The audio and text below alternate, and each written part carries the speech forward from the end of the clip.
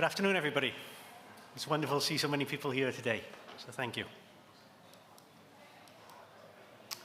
As Thomas mentioned, my name's Paul Morgan and I head coin design at the Royal Mint as my day job. I'm fortunate, and that's a very fortunate position in that I get to see every stage of the manufacture of the coins. As David mentioned earlier, from the stages at RMAC and pre that stage when we first see the concepts coming into us that will go on to make coins. They're finally born many, many months later. And also then looking through the stages of design, through the sculpting, through the making of the tools, the trials we go through, then to production, till those coins finally sit on a shelf and get out to yourselves, which is a wonderful thing. And knowing, seeing so many coin collectors here, that you'll be looking at the coins in the same detail that we will. So through that process, we are the makers. And whether it's the designers, the engineers, the scientists, the craftspeople, everyone uses skill and passion to make the coins that'll finally end in your hands, and hopefully you see what we do. As Thomas has mentioned, the details we look into, whether we cut a serif off a letter or not, is important to us. Those minutiae, those details that come through. And we hope that everyone sees these as miniature, beautiful pieces of art as we do. And we're proud of everything that leaves the Royal Mint. Last year was an historic year, an emotional year, an amazing year for us. Something that we saw that I didn't expect to see at my time in the Royal Mint was the changing of a monarch and the coins that were produced at that time. First, we went to that very respectful time of the memorial series, and then the celebration of the coronation series. The one house here is, I think, one of my favorites. You look at almost, I say about coins as children. You never have a favorite child, but there's always something special that you can celebrate with any of these. But an absolutely brilliant, a wonderful series of coins. And as we produced these coins, we talked about how they would be received.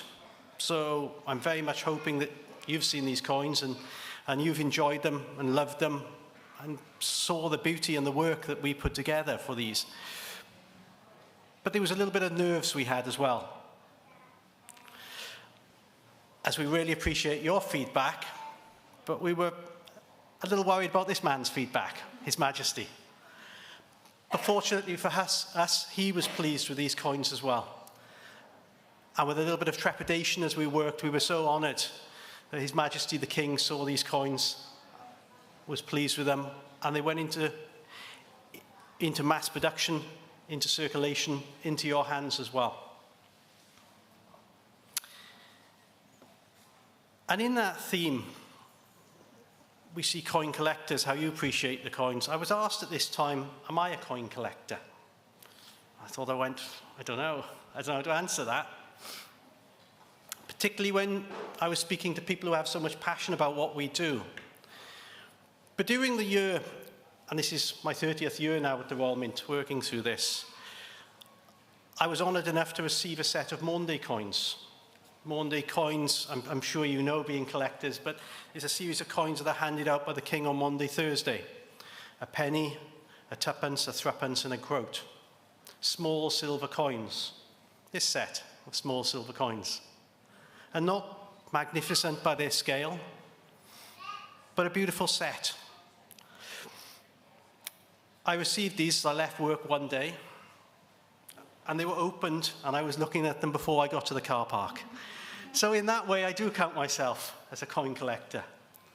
These, and I'm still so pleased to have received them, but still, that excitement of opening the coins, of seeing these wonderful things, sits with us as it does with you. The second thing I'd like to talk about today is the trial of the picks. Now, I know some of you would have heard of this, but I'll give a short overview to some who haven't. So this is something that all the products the Royal Mint produces, we send up. It's part of our commitment to know that an independent body will check and look at everything we do. And we're pleased that this happens. We're proud of what we manufacture and produce, and we're pleased for others to check. Why wouldn't we be? There's also a legal aspect of this, the 1971 Coinage Act. So by law, we have to have our coins independently checked. But again, we're happy. Why wouldn't we be? And this has happened since, and I have to check this date, since 1281. So, 82. Thank you, Stephanie. Since 1282. I'm sure they were considering it in 1281. But for many hundreds of years, our coins have been checked and inspected. And we're proud that they have that integrity and authenticity. So that goes to the trial of the Picts with Edward I. And you may ask, well, why did the king want the trial of the Picts?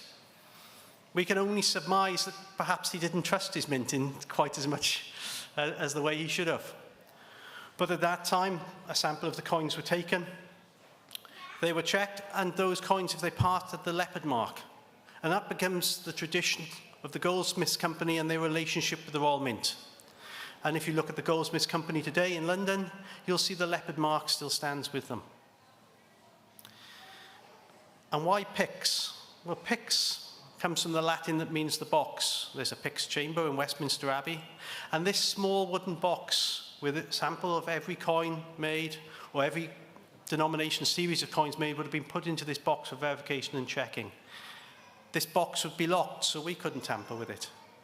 And then once a year, it would go to London and be independently checked. And that brings us to the modern trial, because where this has happened for hundreds of years, it still happens today. We still take samples of every batch of coins we produce and put them into a locked box. They still go to London. But now they're checked in a much more modern way. We'll use digital calipers for checking the dimensions of the coins. We'll use digital balances to make sure the weight is accurate. And the composition will also be checked by X-ray spectrometry, as well as the traditional methods. We will still use the traditional fire assay to check. Unfortunately for us, these coins still pass. These coins still have the authenticity and the integrity that everyone can expect. So whether you're a collector of gold, precious metals and silvers, or whether you go to a parking meter and put your coin in, you still expect those coins to work. And through the work that we put in the background, we can assure you they will. This year's Trial of the Picts was something unique to us. There was a change this year, a change which we saw the new effigy of King Charles III, as well as the image of the late Queen. That was something for us, again, which was very special. It's something we hadn't seen in our time. And the trial went through with looking at both of these aspects. As I said, there was a part of sadness with us, but also a part of joy to see this. And something the Royal Mint has done for the last millennia is make sure as a new king comes to the throne, we change those effigies. The trial is still held as a formal legal trial with the King's Remembrancer holding the trial. And I can say, with not being an expert in legal speak, as the verdict was read, I looked around the room thinking, have we passed? I saw smiles, so I know we had. And for many, many years, we've always passed. And that just shows the work that the Royal Mint puts in to make sure that we will pass this trial, to make sure you can have confidence in everything we produce. So the last thing I'd like to talk to you today is about our masterwork series of coins. And this is something we've developed really to showcase the craftsmanship we have here at the Royal Mint. These are a series of coins that are much larger than anything else we produce, going from 3 kilograms to 15 kilograms in weight, 165 millimeters to 220 millimeters in diameter, are made out of pure gold, 3 nines and above. Now, one of the challenges for us when we do this, of course, is to cut 15 kilogram coin. You start with an 18 kilogram ingot of gold.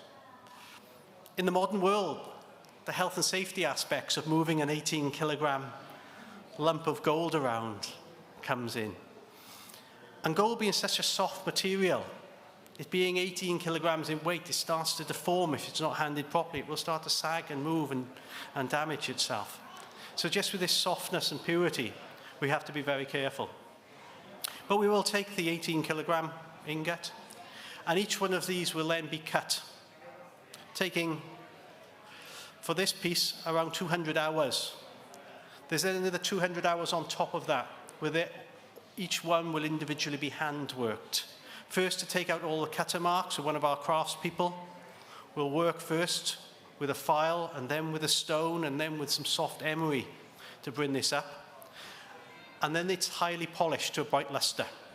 So you see this gleaming piece of gold in front of you, which I have to say is magnificent when you see it. We then look at starting to add the features into this coin. Now, one of the things we have to be very careful with this purity of gold is we don't get any imperfections or contaminations in. So it's sealed within a laser to cut the frosting on. And from that stage then, we take it to the next, where it's checked and cleaned by hand again, and signed off by 3 people. That's the head of manufacturing, the head of product representing the people, and myself. And until those 3 signatures land on that piece of paper, these coins do not leave the Royal Mint. And we're fortunate to have some pieces for you to see here today. Adding to this story as well goes our commitment of what we were doing. We wanted this as well to be a Royal Mint proposition, to be a uniquely British piece.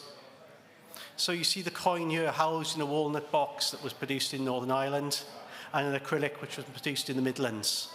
So as well as the craftsmanship that we put in, we looked to other British craftsmen as well to make this something unique and British, and something we were so proud to produce.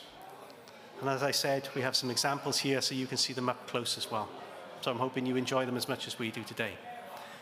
So thank you for your time. Thank you very much.